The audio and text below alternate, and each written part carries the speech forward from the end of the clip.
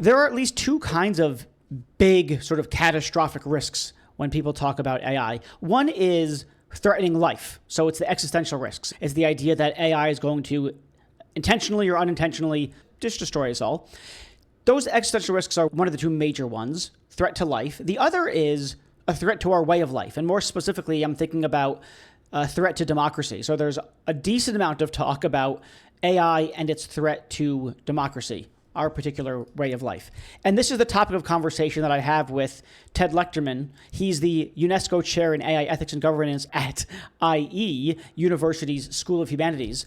And Ted's general contention is that even though the topic of AI and democracy is so important, the focus that the vast majority of people have when they think and talk and write about these things is overly narrow.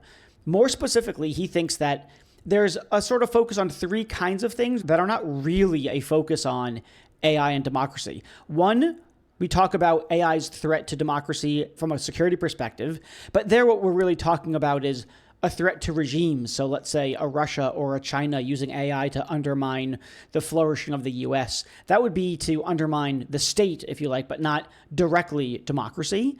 Then there's the access view, what he calls the access view, which is the idea that we quote unquote need to democratize AI. But that's really just about giving a bunch of people access to AI. It's not about what democracy and AI is really about, which I'm going to say something about in a second.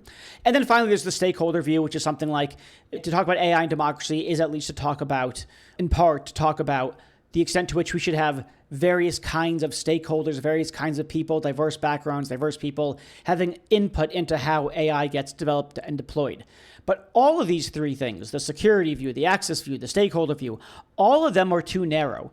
And that's because they don't think, or they don't address fundamentally what democracy is all about. And as for what democracy is all about, says Ted, it has to do with how power gets distributed. And more specifically, it's the process by which people have a say, a hand in how that power gets distributed. So if we want to think about the core issues of AI's impact on democracy, what we should really be focusing on is the extent to which AI shapes our views about how power is going to be distributed in the world of AI, how it ought to be distributed, the extent to which people have a say in that sort of thing. And that part of the conversation, that crucial part of the AI democracy conversation, is systematically left out of the conversation, so says Ted. And so he thinks we need to, as he puts it, widen the aperture of the conversation. I think if he didn't put it quite this way in our conversation, we need to refocus the conversation on AI and democracy. Otherwise, we're just going to leave out some of the most important aspects. Now, all of this had me raising questions, and all this is probably the first 50%, I don't know, 2/3 of the conversation that I have with Ted. The last bit is about, does it really matter if some of these conversations are framed using the word democracy or not? Can't we just talk about things we want to talk about, and does it really matter if there's this talk about AI and democracy that's not really about AI and democracy, but about something else, like making sure people have access to things, to important tools? And there's a conversation then between Ted and I about how important it is to get the words, how important it is for, let's say, philosophers, as Ted and I are both philosophers, the extent to which philosophers talk about these things in exactly the right terms. Are we just trying to keep our concepts nice and clean and neat, but the general public doesn't care? What kind of impact do philosophers actually have on that general conversation? He has a sort of more optimistic view than I do.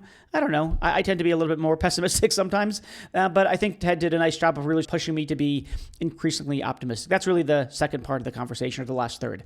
All right, so that's enough for me. That's the conversation to come. If you have any questions, comments, thoughts, em@reedblackman.com. And I don't know. I think that's it. You know all the other things to do. Hope you enjoy the conversation.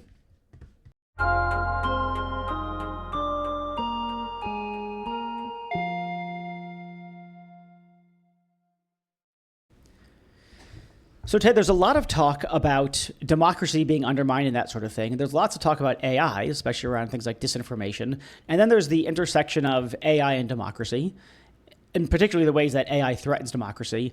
But from what I gather, you think that we're thinking about that intersection of AI and democracy all wrong. So I guess my first question is fairly straightforward. How are we currently thinking about it now?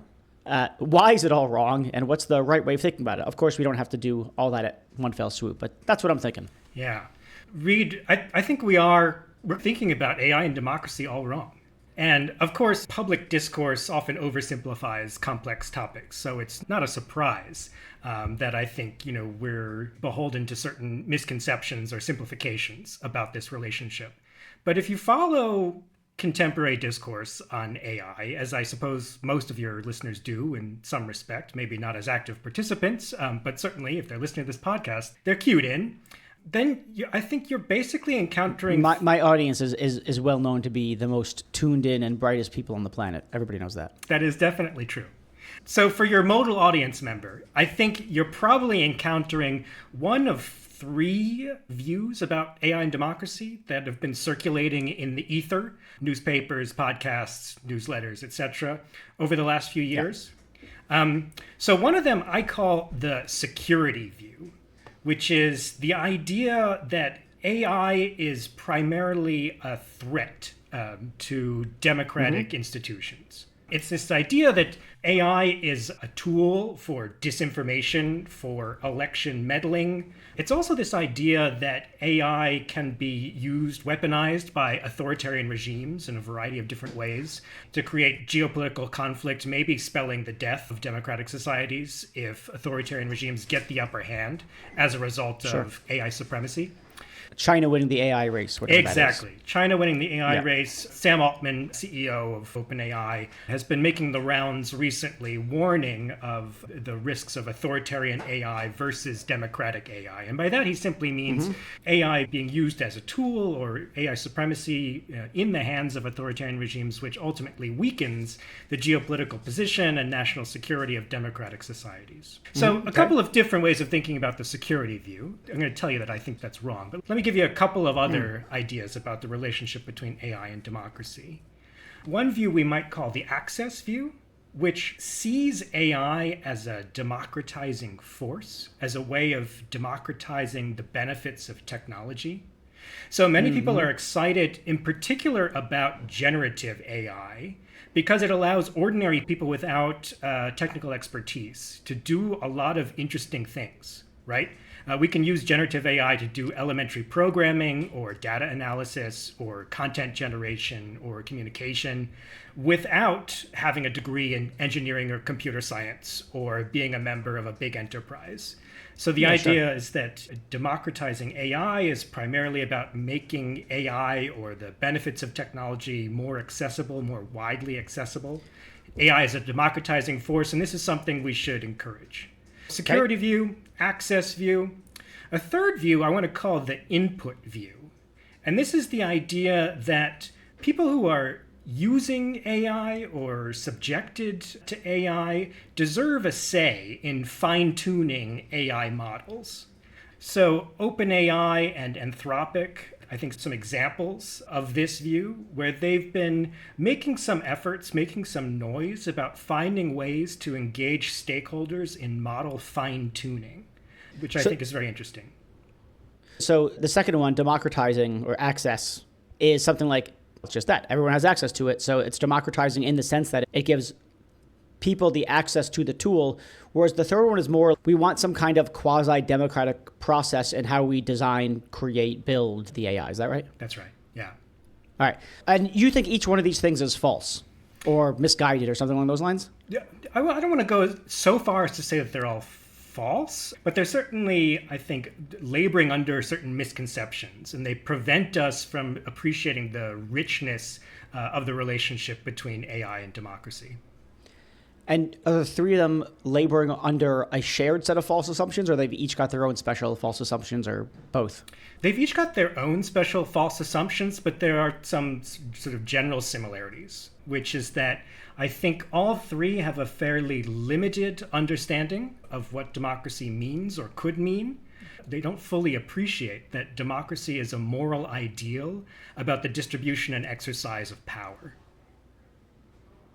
Oh, that's big. Okay, so let's take one as an example. So the big claim is they failed to manifest a proper conception of what democracy is. That's right. Democracy is an ideal that is about the appropriate distribution of power across the masses or the set of citizens or something along those lines. Okay, so if I say, hey, listen, AI is going to be used in all sorts of ways by state actors in the interest of their state and against our state, whether they're fascistic or terroristic or whatever, that's no good. And why would me thinking that? That feels like a sort of straightforward empirical claim that if such and such states do more in the AI space than we do, make more progress, then they'll get more power over us, and that's bad for us. Why is that how am I betraying my lack of understanding of what constitutes democracy? Here's how you're betraying it, Reed. You're failing to appreciate the ideal function of democracy. You are conflating democracy with a regime type that's defined primarily in terms of elections. You are concerned with protecting what we already have rather than thinking about how what we have could be better or more justified. I am? I didn't think I was doing that. Look, I say, okay, hey, we're America. It's sure as hell not a perfect democracy, obviously, but it's a democracy. It's one of the best ones out there. None of them are great, let's say, but let's just say this one is pretty good. I say China, not so much. And if China comes to dominate us because they dominate us technologically, that decreases, and let's say they dominate us in such a way, I guess they'd have to dominate us in such a way that the power of the state is weakened? But I guess if it's going to undermine democracy, it'd have to be more like they undermine our ability to exercise our democratic principles. Yeah. And that's not what they're going to do. Is that the point? That's not the point I want to disagree with. The point I want to disagree with is thinking of the relationship between AI and democracy entirely in these terms as a threat or protecting what already exists. Right. We have to think about, as you said, America is great at democracy, but not the best. There are a variety of ways in which we could think that AI is a threat to democracy, apart from the threat posed by authoritarian regimes. Given the distribution of power that AI creates within existing societies, or given the distribution of power that pre-exists within nominally democratic societies. So I think we need to think about the relationship in a little bit broader terms. Right. So wait, I'm confused. Is the claim, you're not denying the empirical claim, Not right? denying. Okay. And is the thought then, yes, the U.S., as an example of a democratic state, could lose out power-wise in relation to, say, a China in the technological race. That could happen. But there's, other ways that AI can undermine democracy. Maybe those ways are more probable or more worrying or something along those lines. And B, there's actually ways that AI can enhance our at-home democracy. That's exactly right. Got it. Okay. All right, so you don't have a problem. So your sort of main objection to what you call the security view is just that it's an overly narrow conception of AI's role in American democracy. I think that's right. And not only American democracy, I think Western democracy generally. Sure, yeah. And is the idea, you mentioned and I mentioned, disinformation. We can use generative AI to scale the production of disinformation. We can use other kinds of automation tools to scale the distribution of the disinformation. So that's not a state actor thing. Are there other ways that I'm supposed to be worried that AI is going to undermine Western democracies? Sure. I think we need to be cautious about the concentration of power that AI is giving to certain actors and certain companies within democratic societies. I'm thinking in particular about foundation models, right? Because of scaling laws, there's a sort of natural monopoly or natural oligopoly, if you want, over the creation and management of these foundation models. And a foundation model, of course, is a model that has innumerable downstream uses. It can be used to power all sorts of different things, from content generation to government decision making to a variety of business operations. These things are not part of a sort of competitive market where everybody has equal opportunity to create or transact with or consume the kind of foundation model that they may prefer. We have limited options. So in a way, we are coerced, we are forced, we are subjected to a small range of foundation models controlled by a handful of different corporations. So I think we have a democratic interest in at least the governance of these foundation models, which is worth thinking about as a possible source of a democratic worry or a democratic threat from AI. All right, let me see if I can follow this one. So it's something like there are a handful of companies that have foundation models. Everyone else is plugging into those foundation models. Yeah. the way in which those foundation models are going to get used downstream is going to something like what? Constrain the set of choices that we make or how we make them, given that we're using those large language models as an example to make those decisions? Is that the idea? And so since if the large language models are giving us the menu from which to choose and we're not creating the menu itself, it's their restaurant that we're ordering at, and so we're somehow not free. Is that the idea?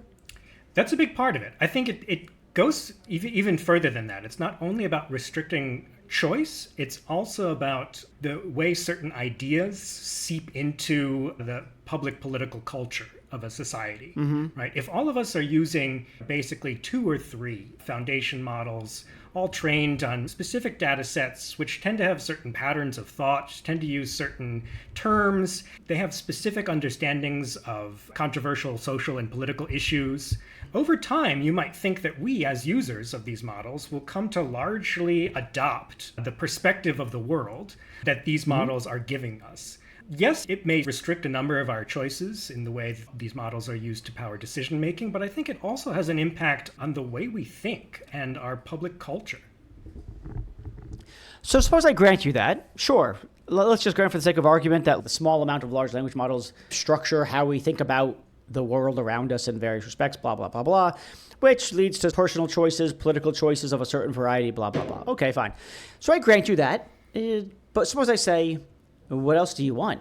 That's always been the case and always will be the case. There's always going to be some small subset of a general population that is going to have an outsized influence on how we think about things. If for the 80s, 1980s, I'd say, oh, there's 5 channels, or whatever it was, and then I guess there was more than 5, right? Not including cable. So let's go to the 70s. There's CBS, there's NBC. When did Fox come along? Maybe in the 80s, I think.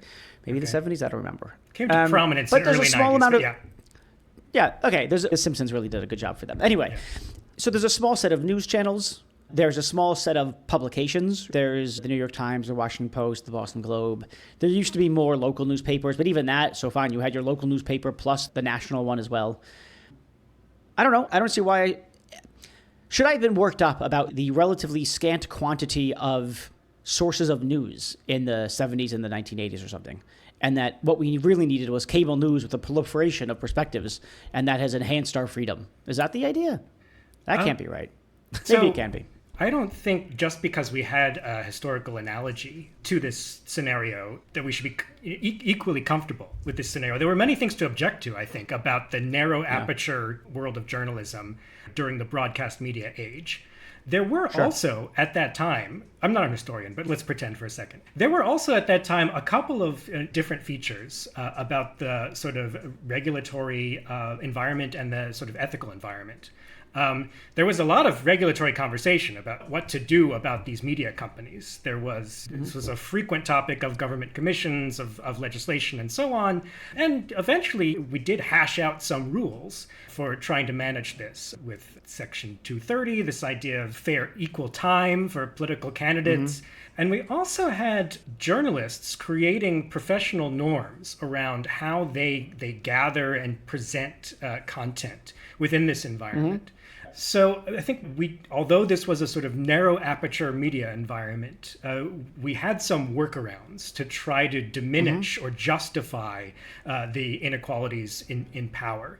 And so I think there certainly were democratic concerns with the concentration of power in these handful of media companies. And I think we need to be thinking about that concentration similarly in a world where a handful of corporations are gaining incredible amount of control over our lives, over our politics, through this sort of oligopoly and foundation models. Yeah. I just don't have a good sense of it. It felt like at the beginning something might be on fire, or something might be catching on fire that wasn't previously on fire. Large language models changing how we see things, blah blah blah. But I don't know. It just feels to me like an ever-evolving, changing. Maybe it's a fire, but it's nothing new. It doesn't strike me as a particularly vexing issue. You say, oh, that's why we have social media. It democratizes delivery of the news and perspectives. And so we have Twitter. But of course, only a small subset of the Twitter folks are shaping the conversation, because it's only a very small subset of the Twitter users that are actually posting or getting the kind of attention that shapes the general discourse. So I guess I want to say something like, There doesn't seem to be a way of escaping this problem that you've called something like a narrow aperture. There's always going to be a narrow aperture. Necessarily, there's always going to be a narrow aperture because you can only listen to so many voices at a given time. And maybe this is another way in which the aperture is narrow, but I don't know. It doesn't strike me. I could be completely naive here. It doesn't strike me as a new problem, which maybe you're on board with, or B, is it something that we can or could do anything about anyway? There are definitely some options. And I think what I find really interesting is the way that these big AI firms are trying to manage the problem themselves. OpenAI, for instance, a couple of years ago put out a call for researchers that they called democratic inputs to AI, where they asked research teams to submit proposals, and eventually they funded a bunch of proposals, on to solve precisely this problem. What kind of process can we use, should we use, to ensure that inputs into AI models are democratically legitimate or something like that? So this sounds like it's veering into the second issue, the access problem, or the access, whatever you call it, access problem? You call it the problem? The access view, yeah. Yeah, sure. Because it's the view that there's something good about AI being accessible to all. There's something fundamentally democratic about it. Right, or the opposite concern, that we have reason to be concerned if access to technology is restricted in various ways. Mm-hmm. So, okay, let's talk about that view then. So it sounds like there's an extent to which that sort of security view, one of the answers to the security view is to start talking about people needing a wider variety of people, stakeholders, as people like to say, having access into how the AI is shaped, how it's designed and built. Is that fair? That's part of it, yeah. And so what's your problem with the access view? The access view is I don't think it's fundamentally concerned with democracy per se. I see the access view as appropriating democratic language to make a point really that's about marketing, about the sort of benefits of mass consumption. It fails to understand that democracy is about rule by the many. It's about power. It's not about making various economic benefits more widely available. And so there might be good reasons rooted in sort of other concerns about justice, et cetera.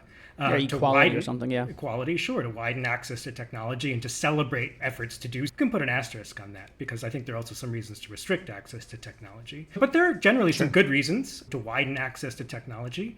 I want to hesitate about calling that democratization. I think we are using democratic rhetoric and we're draining democracy of its true meaning.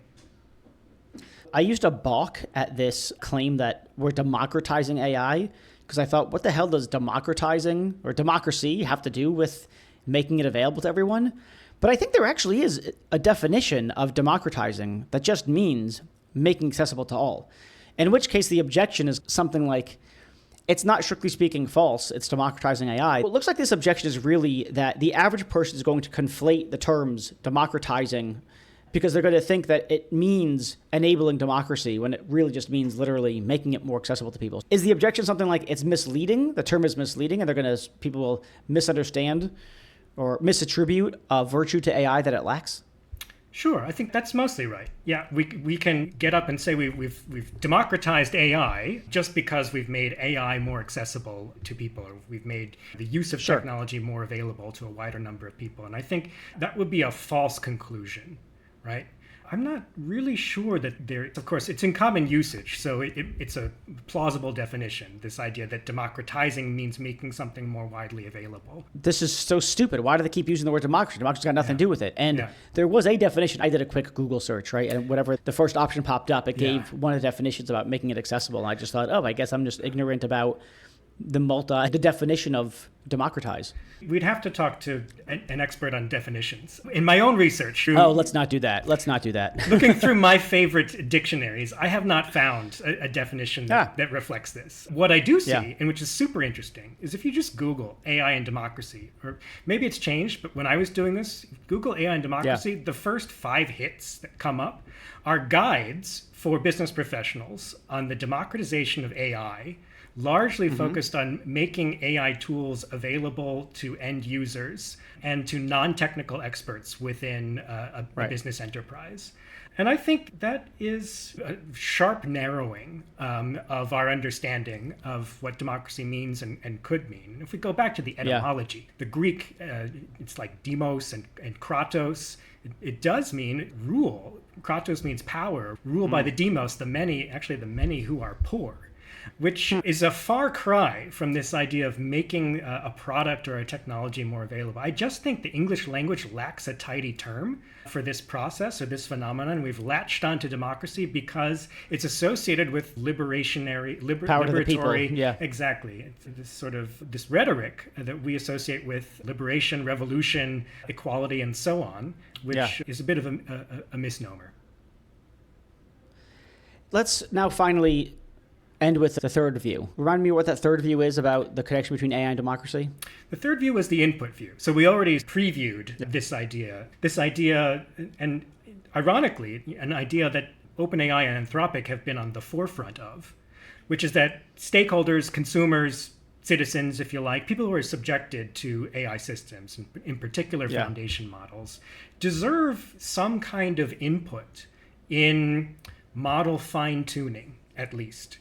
And each of those companies and a variety of researchers largely connected with them have been exploring different manifestations of this idea.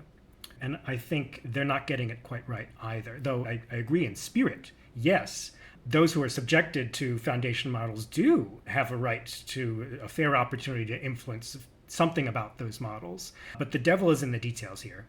So, I take it that the idea of having more people have input into how the AI is designed, it's not an issue about democracy. It's something like, it's in the spirit of DEI. It's in the spirit of making sure that everyone has a say in how things go. I guess that's a democracy thing. I feel like it has to do with something like respect.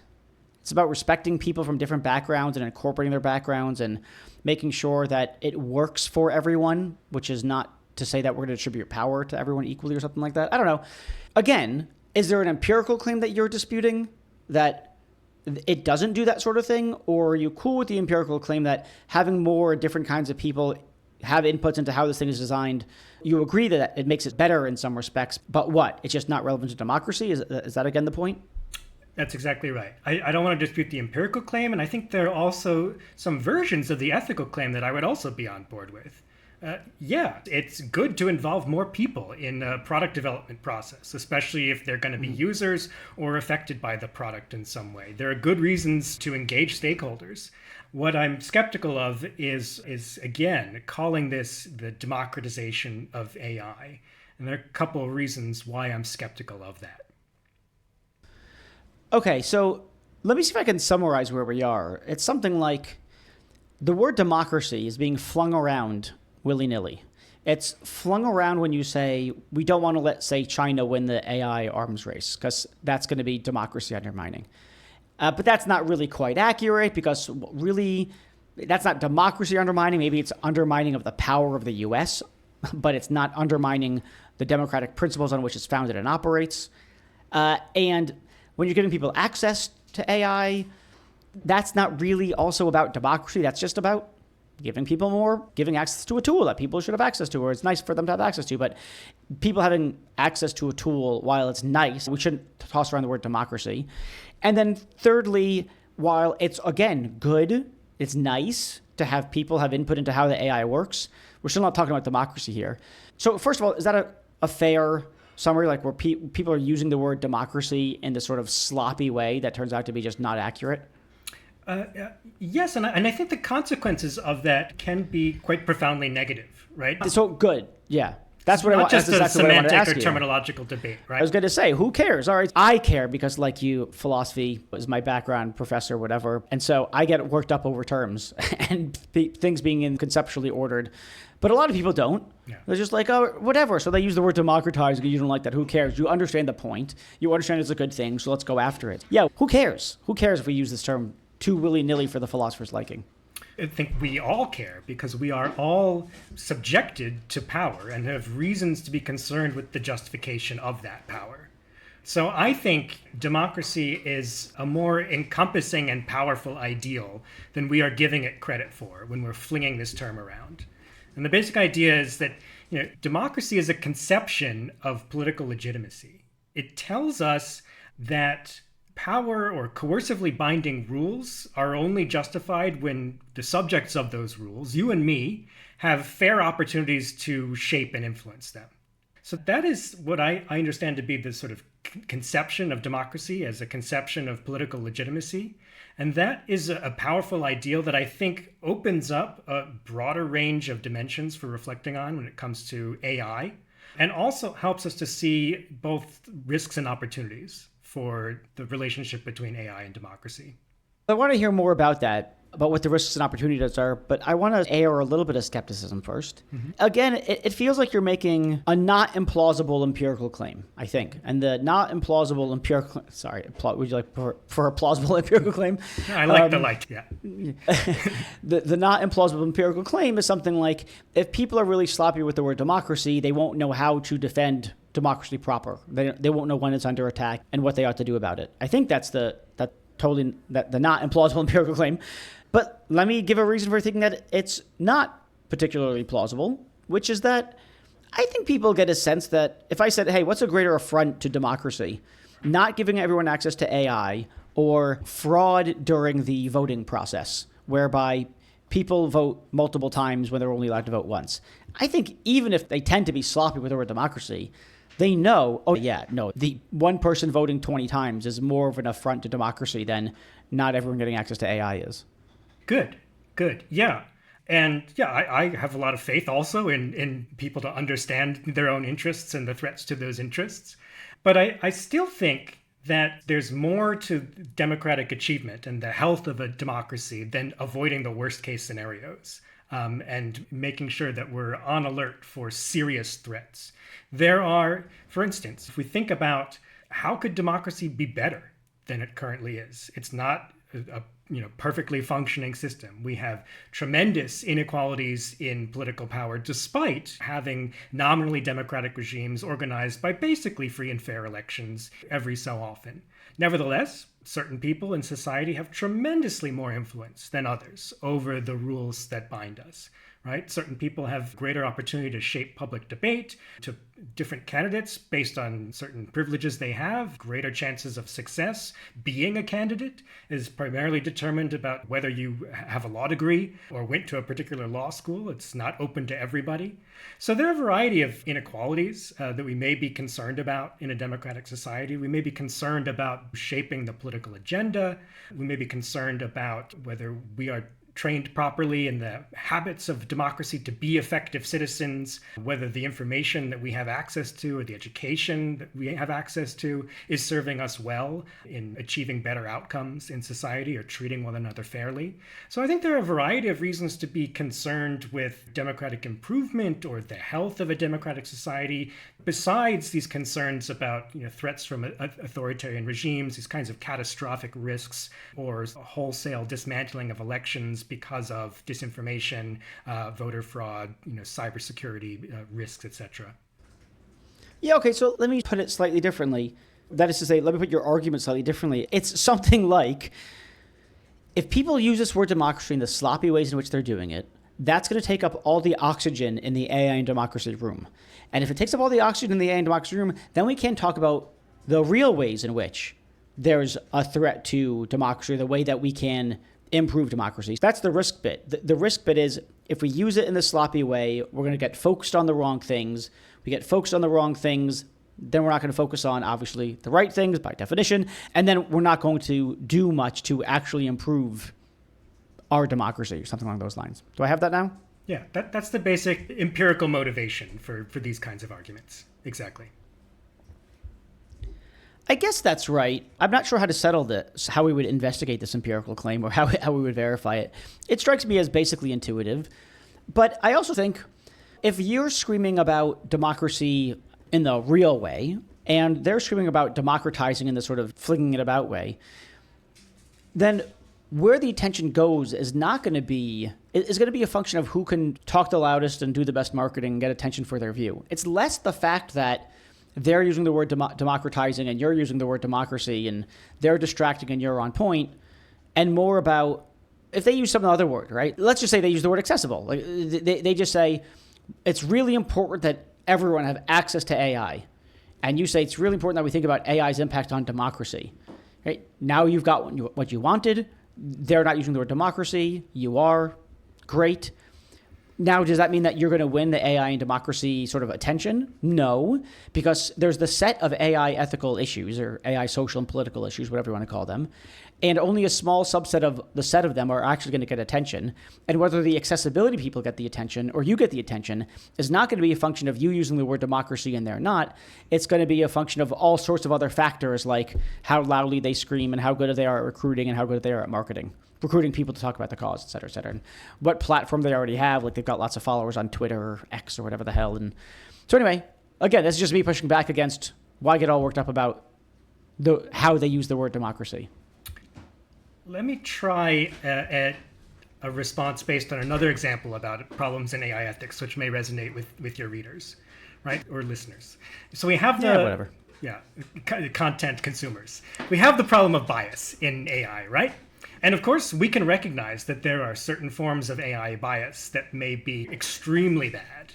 Intentional racist discrimination perpetrated by particular people in the value chain. We might think, wow, these are some of the worst forms of bias. Or we might think biases that have an impact on high stakes decisions, which involve denying somebody access to something really important, like life-saving treatment, or putting somebody in jail for a long time. We might say, yeah, those are the worst forms of bias. Mm-hmm. But I think you would agree, and your listeners would agree, that's not the whole story. In fact, there are many forms of bias in AI of varying stakes, varying origins, various manifestations. And it behooves us to have a comprehensive theory of both bias and the opposite of bias, which we might call fairness, right? And try and optimize for that, for fairness, and have a sort of rich, complex, nuanced understanding of the goals and the risks, strategies for mitigating those risks and hitting those goals. And I'm saying something similar is true about undemocratic AI, democratizing AI and democracy, whatever you want to call it. Yes, we can recognize that there are some threats to democratic values or institutions that AI poses. Some of these are really bad, catastrophic, or bad in other ways. They're high stakes. They involve the potential future of the existence of democracy. And I want to allow, of course, we need to calculate how realistic these different scenarios are, but I'm happy to allow that some risks to democracy are more important, more serious than others. But I also want to insist that we can demand a more successful, healthier, just democracy and focus on that. Focus on a more holistic understanding of the relationship between AI and democracy, the different risks, different goals, strategies to achieve those goals. Yeah, that all sounds fair enough to me. I agree that I've been pushing back, but obviously I think, do I obviously think this? Or at least I think this, but maybe it's the sort of like the philosopher's bias that if we don't talk about it in the right way, the right issues don't get addressed. I guess that's probably true. I guess I could imagine an organization that's like an AI and democracy org, and they do a lot of advocacy work, and they're really good at marketing, and they've got lots of community members that take part in what they do, and maybe they have the ears of regulators and politicians and policy makers, et cetera. And if they get confused about what's properly within their remit, they'll spend time talking about the importance of making AI accessible for all, when that's not really a democracy issue. Is that the kind of thing that we're imagining? I think it's already happening, Reed. There are many advocacy organizations, think tanks, et cetera, working on AI and democracy, but most of them are doing this with very limited vocabulary, very limited ethical purview on definitions, manifestations of democracy, its various risks, and how AI could be leveraged, both to make democracy better and also what it means for AI to be democratically governed. Yeah, there's similar kinds of issues with, to go back to the bias example, not only are there, what I see, at least in corporate America, is not just, you pointed out that there's different kinds of bias that you might want to pay attention to, but there's also just other ethical risks other than bias that companies should pay attention to as they're thinking about how do we control for these kinds of things. And to the extent that the word ethics just becomes the word bias, AI ethics becomes AI bias, which I've seen happen, is the extent to which they miss out on all those other things that they should be paying attention to. And I take it your point is fairly analogous, which is something like, if this is the way that they get taught to think about AI and democracy, they're just missing out on this whole other set of things that they really ought to care about, arguably more. I think it's a great comparison. And yeah, the sort of conflation between AI ethics and AI bias in large organizations in the business world is something that's also bothered me for several years. I think that's a great example, right? Many people got wind that bias in AI is a big problem and then somehow stopped thinking about AI ethics in a more holistic sense. Yeah. I think explanation. Still, it does not have the place on the agenda in responsible AI programs and in public policy that it needs to have, right? There are, many serious problems of sort of unintelligibility or opacity or failures to give explanations for AI-generated decisions, which are quite serious ethical and epistemological lapses, which we were just unable to appreciate if we're solely focused on bias. Now, what I do think, Reed, is that we get there eventually if we allow enough time to lapse. People will eventually figure out that AI ethics is more than just bias. They'll figure out that AI and democracy is more than just existential risk of democratic regimes. Sure. We may get a more holistic understanding of these concepts, these domains over time. But I think there's a role to provoke that conversation by people like you and me, right? To try and imagine alternative understandings, different values, different problems. Yeah, that's fair enough. I was going to ask you, it feels to me like the solution is, if there's a solution, it's philosophers have to speak up more and people have to listen. But that doesn't tend to work very well. It's not satisfying. Yeah. It's not satisfying. Is there, you got an alternative? No, not really. That besides philosophers speaking up, right? There's the sort of the general process here. Philosophers develop alliances with other academics and experts. These ideas percolate into op-eds. They catch the ears of certain thought leaders. I do a lot of teaching, so I reach a lot of students. Sure. Some of my ideas resonate with them. They take these ideas forward, and ideas eventually percolate into the public political culture of a society. Oh, that's such an optimistic view. Way more optimistic than me. I just think, You think you're shouting at a wall? Oh, for sure. Yeah. Take even the phrase AI ethics. I've been fighting to use the phrase AI ethics for years, and corporations demand using the term responsible AI for the most part, which I think is a mistake. But nobody cares. Nobody cares. At least very few people. I can think of some exceptions, but lots of people don't care. I also think it's a mistake. I'd like to hear why you think it's a mistake, if I can turn the tables for a second. Oh, yeah. So I've written this in a handful of places, but I think that corporations it started off with the language of AI ethics, especially 6 years ago. People were speaking the language of AI ethics. People didn't know what to do with AI ethics, so they started calling it responsible AI, and then they just threw everything in the bucket that they could of responsible AI, which is AI ethics, which often gets transformed into AI bias, and then they put in things like cybersecurity, and they put in regulatory compliance, and they put in things like what I want to call engineering excellence, so they'll say something like model robustness or something along those lines. And then they'll put in privacy, but by privacy, they really mean privacy from a regulatory perspective. And then they're like, yeah, we got a responsible AI program. And then you ask them, then they start working on building that responsible AI program. And what are the parts of that program that get more attention than the others? The shit they already know how to do. They beef up cybersecurity practices. They take an extra look at privacy and general regulatory compliance. They do extra stuff around engineering excellence, really testing the robustness of their models, monitoring for model drift and that sort of thing, data drift. And then they're like, yeah, we're doing awesome on responsible AI. And then you say, what about the ethics bit? Oh, yeah, we do bias stuff. We do bias testing on our narrow AI. And it's okay. There's nothing wrong as such with the phrase responsible AI. There's nothing. It's fine. As I've said before elsewhere, words are tools, and if they do the job that you need them to do, then great.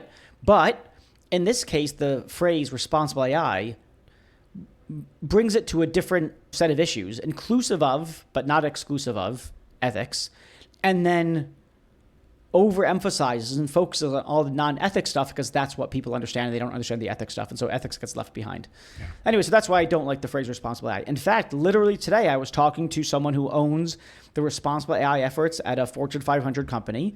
They were talking to a software vendor in the responsible AI space.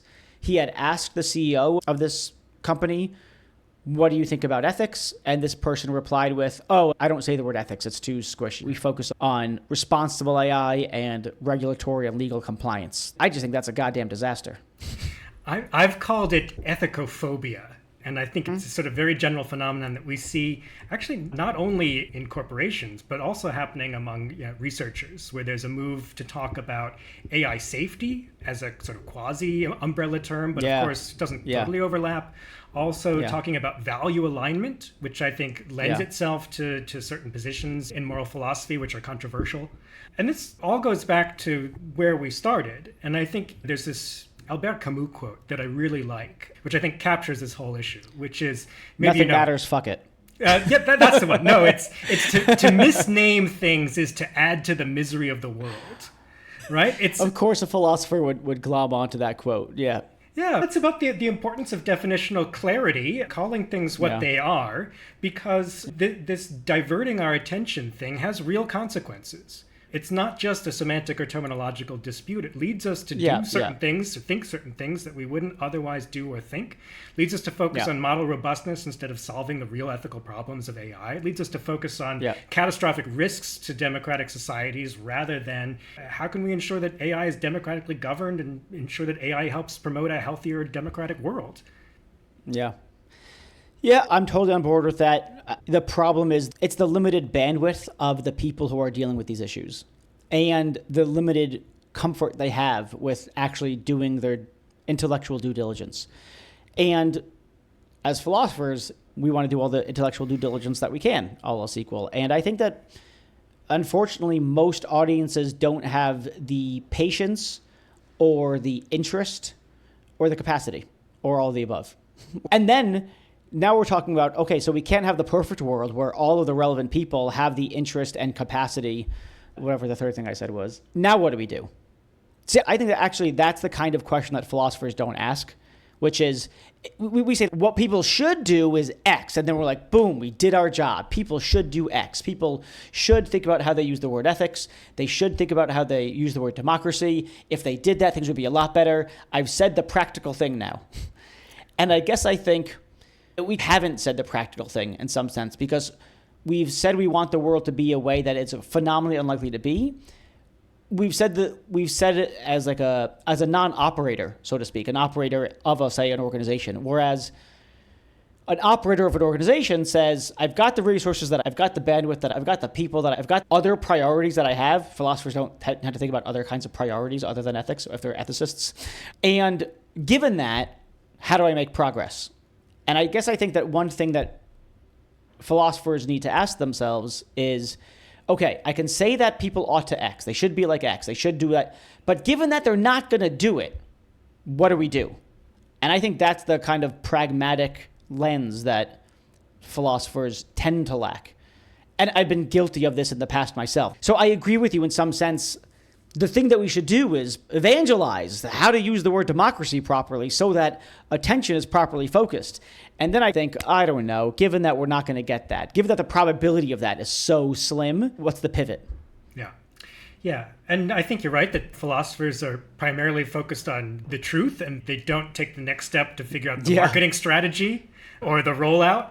Or they don't do an audience analysis to figure out, or in politics, they do these kinds of analyses all the time to figure out voter turnout or who's persuadable, these kinds of things, right? And I think that is just what separates philosophers from other professions, and it's not necessarily to be regretted. There's room for a division of labor of all different kinds in a complex, large society. So I don't think it's necessarily regrettable that certain philosophical arguments ring a little bit hollow because they're only focused on truth rather than strategy. But there is a role, ideal or something like that, the unattainable ideal.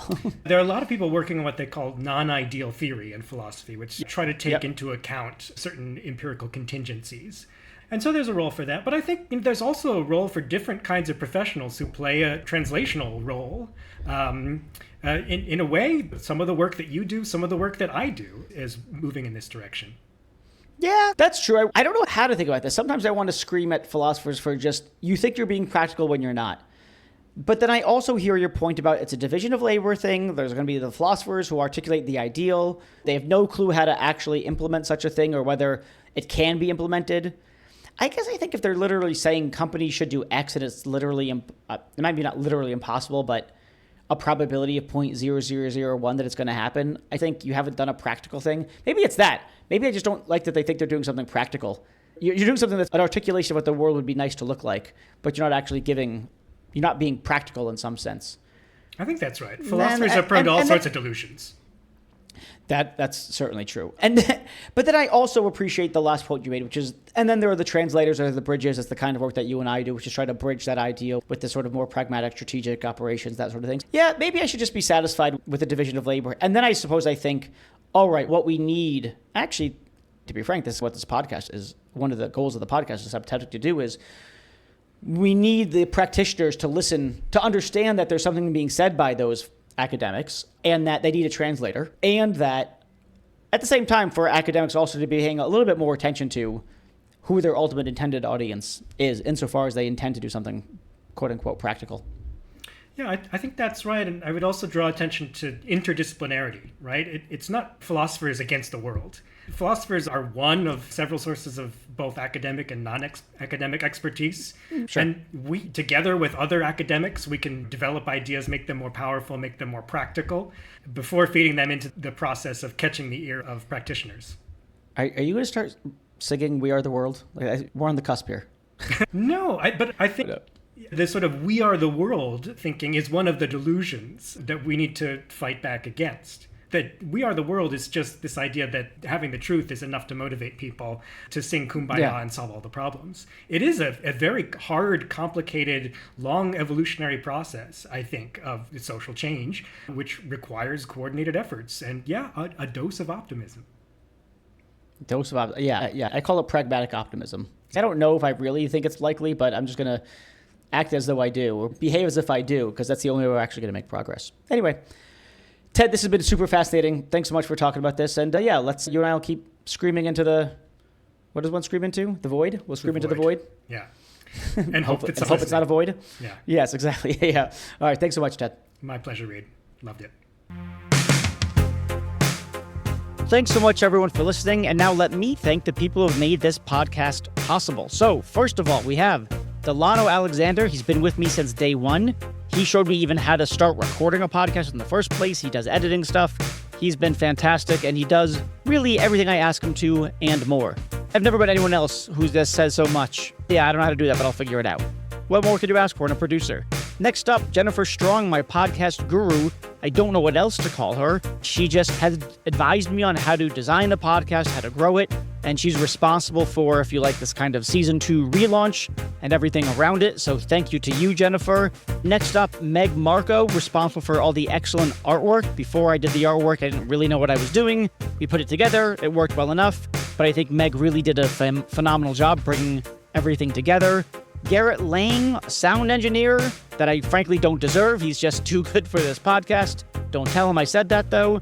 Next up, Benjamin Koltgen. He is a professor of philosophy who has helped me source guests, identify who's interesting, who has things to say, etc., etc. So without him, I wouldn't have anyone to talk to.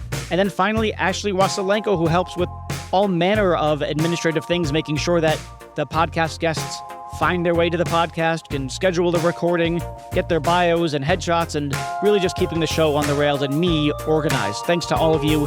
Really appreciate all your hard work.